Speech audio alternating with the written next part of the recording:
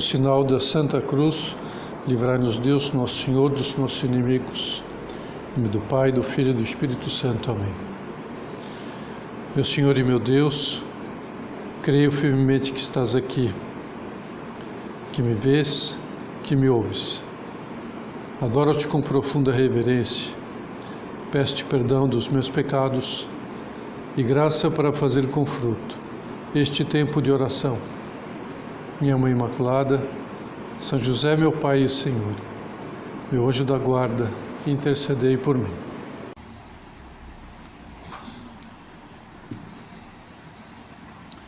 No Brasil, um país de tradição cristã, desde o seu descobrimento, graças ao trabalho missionário dos franciscanos, dos jesuítas, existe hoje 5 dias que são feriados nacionais por causa de uma festa em comemoração de uma festa religiosa na Igreja Católica, a saber, Natal, Sexta-feira da Paixão, Finados, Nossa Senhora da Conceição Aparecida e Corpus Christi. Portanto, amanhã será feriado em todo o Brasil. Em Niterói, a Igreja Católica vai celebrar essa festa de um modo solene, como costuma fazer todos os anos, com a missa na Avenida Amaral Peixoto, seguida da procissão com o Santíssimo Sacramento. E essa festa, ela tem uma origem muito antiga. Desde os primórdios, os cristãos tiveram uma grande veneração pela Eucaristia, pela presença real, substancial, verdadeira de Nosso Senhor nas aparências do pão. Veneração que foi crescendo ao longo dos séculos. No entanto, não havia um culto público à Eucaristia, porque a Eucaristia, depois que o pão foi consagrado, era consagrado na missa, as partículas que sobravam eram guardadas numa caixinha escura, num canto escuro da igreja, para que também os diáconos levassem para as pessoas doentes que não podiam estar na missa, comungar na missa. E no século VIII, então, esse costume foi se tornando mais efetivo em todas as igrejas. Sempre existia isso, que ainda não era o sacrário, mas era essa caixa onde se reservava a Eucaristia. Às vezes era uma pomba suspensa no ar, representando o Espírito Santo. E só no século XIII é que se pôs o sacrário atrás do altar.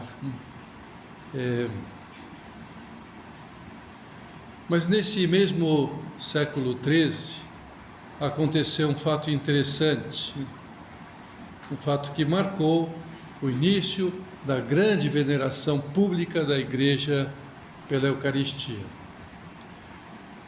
No ano de 1193, nascia na Bélgica uma menina chamada Juliana, que viria a ser santa. E ela teve desde jovem muita veneração ao Santíssimo Sacramento. E ela sempre desejou, desde muito pequena, que houvesse uma festa especial em sua honra. Não existia essa festa. E esse desejo se intensificou depois da visão que ela teve da igreja, que lhe apareceu na forma de lua cheia. Só que era uma lua cheia faltando um pedaço. Então Deus disse a ela que esse pedaço que faltava significava que havia uma solenidade que estava faltando na igreja. E era a festa de veneração do Santíssimo Sacramento, do Corpus Christi. Então ela foi falar com o bispo, que entendeu que aquela visão veio do céu. E por isso criou essa festa na sua diocese em 1247. Só que Juliana queria que essa festa fosse estendida a toda a igreja, não só a sua diocese. Então ela foi falar com o Papa, que era Urbano IV. E esse Romano Pontífice, depois de algumas consultas, percebeu, que a visão de Juliana, a sua devoção, que realmente isso era razoável. Então consultou, os órgãos competentes da igreja, e ele decidiu proclamar em 1264 a festa para toda a Igreja Católica. Então, em todas as dioceses, essa festa deveria ser celebrada. No decreto, não se fala de procissão, só se fala de celebração eucarística, uma solenidade como tantas outras, como as outras que se faz, uma missa solene, Natal, Pentecostes, etc. Só que no ano seguinte à proclamação deste documento, ou seja, em 1265, ocorreu um fato extraordinário na igreja de Bolsena, na Itália. O que aconteceu? Aconteceu com um sacerdote alemão. Ele estava celebrando a missa e pediu a Deus que o livrasse das dúvidas sobre a presença de Jesus naquele pão, que parecia pão, que tinha gosto de pão. Falou, mas Jesus está aqui mesmo presente? Ele teve dúvidas sobre isto. O que eu estou fazendo? Será que eu creio? Isso é verdade mesmo? Ele estava naquela dúvida, consagrou, pronunciou a fórmula da consagração, de acordo com as palavras de Jesus Cristo na última ceia, Isto é meu corpo que será entregue por vós. E quando ele levou a hóstia, como o sacerdote faz, desde então, desde o começo assim, eleva a hóstia para que todo mundo veja essa hóstia consagrada. O que aconteceu? Umas gotas de sangue saíram da hóstia consagrada e pingou no corporal, aquele sangue que pingou e saiu daquela hóstia. Aí então ele se virou e mostrou às pessoas que estavam na missa o que tinha acontecido. E todos, saíram em procissão levando aquele corporal, à sede da diocese, que era em Orvieto. Queriam mostrar ao bispo o que tinha acontecido. Então, a primeira procissão de Corpus Christi, com aquele corporal. Graças à providência divina, o Papa Urbano IV, que tinha declarado a festa no ano anterior, estava em Orvieto. E aí a procissão chegou para mostrar para o bispo e foi mostrado para o Papa. E quando o Papa viu o corporal, com aquele sangue, e aquelas pessoas mostrando o que tinha acontecido, e o padre falando da sua dúvida, o que aconteceu, o Papa se ajoelhou diante do corporal e disse: Corpus Christi, ou corpo de Cristo. Aí ele pegou o corporal, elevou para todo mundo adorar a Jesus ali presente. E essa relíquia está lá em Orvieto até hoje. Se pode venerar essa presença de Nosso Senhor que Ele quis ficar nesse corporal, está lá num relicário, nessa igreja lá em Orvieto.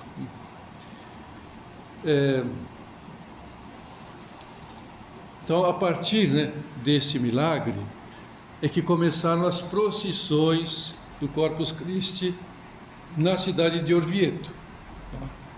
Começou com a procissão do corporal, né, com sangue, e aí depois já começou a procissão já com a hóstia consagrada, no ostensório, pelas ruas de Orvieto. Ou seja, Nosso Senhor então passeando, e as pessoas iam então fazendo tapetes com flores, iam jogando flores, né, onde Jesus Cristo passava. E aí surgiu também o costume de fazer os tapetes, né, com desenhos que hoje se faz, que vai fazer amanhã, estão fazendo, né, para amanhã. Até o Colégio Monte Alto também está fazendo o seu tapete, né, para que Jesus Cristo passe lá, né, na rua. Então lá em Orvieto toda a cidade participava daquela procissão, né, e o povo cantava o hino Adoro-te Devote. Então você vê que é uma coisa antiga, né? Isso que a gente vive hoje, né? Não é uma coisa lá, né, do século XIII, né, que foi então acontecendo em todo o mundo desde então. Isso se, né, prolonga, e nós faremos também essa procissão em Niterói amanhã. Agora vamos entender melhor por que Deus quis esta festa. Qual é o motivo, né, de Nosso Senhor ter querido essa festa na igreja, né? Como nós vimos, Ele que quis, né? Quando nós entramos em qualquer igreja, qualquer capela como esta, né, Deus, Criador do céu e da terra, de todas as coisas visíveis e invisíveis, como nós pronunciamos ao recitar o credo, o símbolo dos apóstolos. Ele que se fez homem, né, viveu em Nazaré, andou pelos caminhos da Palestina, fez muitos milagres e morreu na cruz. Esse nosso Deus está oculto aqui neste sacrário, como em todos os sacrários do mundo inteiro. Está com o seu corpo, com o seu sangue, com a sua alma, com a sua divindade. Está aqui, né, neste sacrário, no cibório guardado, né, das hóstias consagradas que sobraram da missa. Nós, seres humanos, nós temos a tendência a nos maravilharmos com grandes feitos e com grandes milagres. Nós sempre estamos buscando feitos extraordinários, milagres, né? Isso é algo muito próprio do ser humano, né? Haja visto o número enorme, né, de filmes de ficção científica, né, de ficção, de futuríveis, de coisas extrabolantes, de seres de outro planeta e coisa e tal, né, de macacos que falam que tem inteligência, né. Então tudo isso é coisa maravilha, coisa, né, quer reviver os dinossauros, né, quer dizer que, né, tudo coisa maravilhosa, né. Conquista do espaço, tem que conquistar o espaço. Então a guerra espacial que houve, né, para que quem vai chegar primeiro na Lua, né, pessoas levitando, onde tem pessoa levitando, né, alguma pessoa está levitando, né, Sol girando, né, como Deus sabe disso, então já fez o Sol girar lá em Fátima, né, na aparição de Nossa Senhora lá, é um milagre, né, então isso foi a prova aquelas pessoas que tudo aquilo realmente era real, era de Deus, né. Então nós gostamos de tudo isto, né, nós temos essa tendência. Agora, o mundo não percebe que o maior feito e milagre que ocorre na Terra permanentemente é a presença de nosso Deus, a presença de Jesus Cristo presente em carne e osso nas aparências de pedaços de pão que estão em todos os sacrários da terra. Esse é o maior milagre. Esse é o grande milagre que está acontecendo permanentemente no mundo. Em todos os lugares, em vários lugares, como está acontecendo aqui, este milagre nesta capela, né? E para quê? Porque Deus, nosso Senhor Jesus Cristo, quis ficar assim, para que nós nos aproximemos dele, como aquelas pessoas que se aproximavam quando ele esteve aqui na terra. Porque ele pensou em cada um de nós. Ele tinha que ir, mas de alguma maneira fez isto para que nós também, no século XXI, pudéssemos estar com Ele, para pedir coisas, tantas coisas que a gente precisa pedir para Deus, para Ele, como as pessoas iam e pediam curas. Aquela mãe que pedia para que Jesus Cristo curasse a sua filha que estava possessa, e quantas filhas possessas não existem, né? De todas as maneiras, minha filha está possessa, tá louca, está fazendo coisa, então pede para a sua filha possessa, hoje, né? Para conversar com Jesus Cristo, conversar Nosso Senhor, tantas coisas que vai estar fazendo, aquelas coisas, né? Para trocar ideias sobre a sua vida, sobre os seus projetos, sobre as suas ideias, sobre está aqui Jesus do Sacrário, né? Se Deus aparecesse com toda a sua majestade, todo o seu resplendor que Ele tem, né? Como Ele apareceu, Jesus, né? Esse resplendor para 3 apóstolos no alto do Monte Tabor, né? A transfiguração, para que eles vissem. Nós nos afastaríamos com vergonha ao ver como somos tão miseráveis diante desse amor de Deus, dessa grandiosidade de Deus. Por isso, Ele não está aqui iluminado, resplandecente, porque nós senão fugiríamos de tanta vergonha, por causa da nossa miséria. Ele está de uma maneira humilde, de uma maneira simples, mais simples que uma criança, mais simples do que se mostrou para os pastores na noite de Natal. Esse Deus que não é energia, nem um fluido positivo, mas é alguém, é um ser superior, com uma inteligência e uma vontade soberanas que nos vê e nos ouve, nos escuta, nos atende, que nos adotou como filhos e sempre nos acompanha quando estamos fazendo qualquer coisa, aqui, agora, mas depois também, quando você está estudando, está assistindo uma aula, quando está indo para casa, está fazendo um esporte, está se divertindo, ouvindo uma música, ou assistindo um vídeo, ou dançando, ou dormindo, Deus sempre olha por nós, em qualquer momento, em qualquer circunstância. E para que nós tivéssemos certeza disso, é que Ele ficou na Eucaristia, para nos fazer felizes. Isso é o que mais encantava os santos e as santas, né, de todos os tempos. Deus está aqui. E se prostravam como o Papa João Paulo II se prostrava, São José Maria se prostrava diante de Jesus sacramentado. Agora, como que Deus fez esse extraordinário milagre, né? Jesus tinha prometido que estaria conosco até o final dos tempos, prometeu aos apóstolos. E como Ele é todo-poderoso, para isso fez o que toda pessoa que ama gostaria de fazer: ir, porque tem que ir, e ao mesmo tempo ficar, porque quer ficar. É isso que Jesus Cristo fez. Parece uma contradição, mas para Deus não. Ele vai, mas fica. São José Maria nos explica isso dessa maneira. As pessoas que se despedem trocam lembranças entre si. Possivelmente uma fotografia, com dedicatória tão ardente que é de admirar que o papel não se queime. Entendo o que José Maria falava quando não havia foto digital, né? Às vezes dão um anel, né? Ou hoje fazem vídeos, né? Hoje dá um vídeo, enviam um vídeo dizendo algumas palavras, falam no aniversário, né? Um carinho, atenção, mas não conseguem muito mais, pois o poder das criaturas não vai tão longe quanto o seu querer. Mas Jesus, sendo Deus, sendo todo-poderoso, Ele tinha que ir ao Pai, porque já tinha cumprido a sua missão de nos salvar, morrendo na cruz, ressuscitando.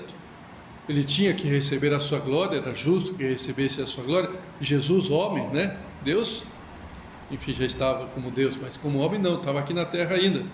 Mesmo quando ele ressuscitou, não foi para o céu ainda. Pelo contrário, ele foi até o inferno, foi até resgatar aqueles que estavam do Antigo Testamento no inferno, foi resgatar eles para o céu, e continuou naqueles 40 dias antes de subir aos céus, mas queria ficar ao mesmo tempo conosco. Então ele fez o que nós não podemos. E assim aqui também nos fala São José Maria. Jesus Cristo, perfeito Deus e perfeito homem, não nos deixa um símbolo, mas a própria realidade. Fica Ele mesmo. Irá para o Pai, mas permanecerá entre os homens. Não é um símbolo que está aqui de Jesus Cristo. Não nos deixará um simples presente que nos lembre sua memória. Uma imagem, né? A imagem se dilui, né? Se perde. É imagem, fotografia. Que amarelece, perde sentido, essas fotos antigas, né? Dos nossos pais, né? Dos nossos avós, principalmente, para vocês, lá da década de 40, 50, tudo, né? Nem era colorido, se perde, né? Fica Ele mesmo na hóstia santa. Então, essa dúvida, né, sobre a presença de Deus no sacrário ou na hóstia santa, você vê, uma dúvida teve aquele sacerdote alemão lá no século XIII, né? Melhor, no século VIII, né? A dúvida dele foi no século, já nem lembro que século era aquela dúvida lá do Orvieto. Não, é século XIII, né? Foi o século XIII que caiu, estava igual. Mas houve outro milagre, sim, esse aconteceu no ano 700. Esse que eu estava tentando, é o milagre de Lanciano, né? O milagre de Lanciano, que é um outro milagre também, outro sacerdote. Você vê que Deus, quer dizer, as dúvidas sacerdotes, até sacerdote teve dúvida, né? Então, e ele estava celebrando a missa lá naquela cidade de Lanciano, né? E o Senhor queria tirar aquela dúvida, porque era um sacerdote bom, mas estava, quer dizer, enfim, todos nós temos fraquezas de fé, né? Os apóstolos tiveram, depois da morte de Jesus, as santas mulheres, então isso é normal que a gente realmente tenha problemas, né, como esses, dificuldades, e ele teve, né, e para que aquele sacerdote então tirasse a sua dúvida, Deus, para que, e também as outras pessoas ao longo dos tempos tivessem um sinal, né, um milagre, o que aconteceu? A hóstia que ele estava consagrando virou um pedaço de carne, quer dizer, o milagre ainda maior, né, do que o do corporal que pingou sangue, né? Virou carne, né? De repente na sua mão virou carne. E aí o sacerdote ficou com muita vergonha e resolveu guardar aquele pedaço de carne de Jesus num relicário, né? E se conserva até hoje também num relicário lá na cidade de Lanciano, né, para ser visto em quem visita a cidade, esse milagre está lá, né? Em 1970, a igreja permitiu, então você vê, né, isso aconteceu lá no século, né, anos 700. Em 1970, a igreja permitiu que pela primeira vez se fizesse um estudo sobre esse pedaço de carne. Então, se pegasse esse pedaço de carne, e aí, o que se concluiu? Que esse pedaço de carne pertence ao miocárdio. Ao miocárdio, né? E quem examinou, é como se estivesse examinando um coração vivo.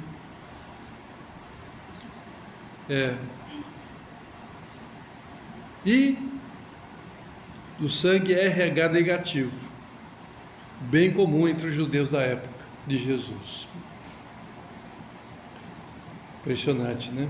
Que coisa linda isto, o miocárdio, o coração. Então, a hóstia é o coração de Jesus, né? Claro, não é só o coração no sentido figurativo. Todo Jesus é o amor, né, por nós, né? Enfim, isso nós vemos, né? Acontecimentos anteriores à Reforma Protestante, milagres deste tipo, né? nossos irmãos e irmãs, queridos, amados, né, protestantes, têm essa dúvida, né? E Deus queira, né, que eles tirem essa dúvida, Deus lhes tira essa dúvida sobre essa presença, né, de Jesus Cristo realmente. E o que aconteceu? Por causa dessa dúvida ou dessa negação, né, o Concílio de Trento, no século XVI, ele afirmou essa presença real, verdadeira, né? Todos os bispos se reuniram e falaram com o Papa, não, Jesus Cristo, então, para que ninguém mais duvide, né? Não precisa de milagre mais, é isto mesmo, Deus nos revelou, né? Jesus Cristo na última ceia, isto é meu corpo, este é meu sangue, né? Para que nós então pudéssemos admirar, amar a Jesus no sacrário, né? Então, que propósito nós podemos tirar de tudo isto que acabamos de considerar, né? Creio que um bom propósito é visitar a Jesus mais vezes nas igrejas, na nossa possibilidade de visitar, né? No nosso caminho, na nossa trajetória, no nosso itinerário, passar por uma igreja que está aberta, entrar, fazer uma visita, como fazia João o leiteiro. São José Maria confessava numa igreja lá em Madrid. Ele ficava no confessionário esperando os penitentes. Aí todo dia ele via um barulho de latas, né, de alguém entrando na igreja. Que barulheira é essa, né? Quem está entrando e fazendo esse barulho tremendo, né? Aí um dia ele saiu, não tinha ninguém confessando. E aí ele saiu quando ele ouviu aquela barulheira e viu um senhor com latas de leite, né? Ali, né, deixando no chão aquela barulheira de lata, né? E aí São José Maria se aproximou dele e perguntou, né, quem ele era. Eu sou o João Leiteiro, né? Venho todos os dias aqui para enquanto faço minhas entregas de leite, dessas latas de leite. Antigamente se entregava, né? Tinha um entregador de leite, essas latas de leite, e eu passo aqui na igreja para cumprimentar o meu Senhor, né? Aqui, e o que você diz? Eu falo, Senhor, aqui está João Leiteiro, né? Só isto, né? E pronto, ia embora, né? Assim, às vezes, né? Então cada um, aqui está, né? Cada uma responde, eu estou aqui, né? Fulana de tal, né? E não sei o quê, né? Ou estamos na rua, estamos no Uber, estamos no ônibus, avistamos uma igreja, pois digamos uma jaculatória, meu Senhor e meu Deus, né? Jesus, eu te amo, um beijo à distância, né? As pessoas fazem o sinal da cruz, né? Enfim, cada um faz o que quiser, mas cumprimentar a Jesus, por exemplo, um costume que a gente tem aqui, né? Cumprimentar Nosso Senhor ao chegar, né, no centro, ao sair, o dono da casa, né? Então, o primeiro a ser cumprimentado é ele, né? Por isso está tão perto da porta, né? Para que passou aqui, né? Não deixe de entrar, entra, não vai fazer barulho, ninguém é Jesus, João inteiro aqui, então, a não ser que tenha muita coisa na bolsa e vai chacoalhar, mas não tem problema, pode entrar, né? Com o que for, né? Com um sapato alto, não tem problema, pode entrar e fazer a sua genuflexão, a sua adoração a Jesus, né? Tirar forças, né? Um momento, fazer uma prova, está aparecendo um concurso, fazer uma cirurgia, melhor o relacionamento com os pais, com os irmãos, com uma colega, com um namoro, parente, enfim, pedir a Jesus tudo aquilo que se possa pedir, né? Para que Ele então nos dê alento, força, consolo, né? E tirar muito proveito das comunhões, né? Aquele que come minha carne e bebe meu sangue terá vida eterna e eu ressuscitarei no último dia. Se alguém tem sede, venha a mim e beba. O que crê em mim, rios de água viva brotarão das suas entranhas. Vinde a mim, o que estáis fatigados e cansados, e encontrareis descanso para as vossas almas. E que nós possamos dizer sempre, quando recebemos a Jesus na comunhão, aquilo que dizia Santo Agostinho: tu me chamaste e gritaste até romper a minha surdez. Brilhaste, cintilaste e assim afugentaste a minha cegueira. Exalaste o teu perfume e eu respirei-o suspirando por ti. Saboreei-te, agora tenho fome e sede de ti. Tu me tocaste e eu ardi no desejo da tua paz. Nossa Senhora, Nossa Mãe Santíssima, ela deve estar muito presente neste sacrário, em todos os sacrários, na hóstia consagrada, né? Esse coração de Jesus, esse miocárdio, né? Saiu de Nossa Senhora, né? O sangue é de Nossa Senhora, né? Ele é o mesmo sangue de Nossa Senhora. Então, de alguma maneira, ela está presente junto com Jesus também. Ela que, como uma boa mãe, então, nos ajude a tirar mais proveito dessa presença de Nosso Senhor no sacrário, né? Adorando, venerando e apresentando a Ele todas as nossas necessidades, todas as nossas dúvidas, todos os nossos desejos. Mãe do amor formoso, rogai por nós.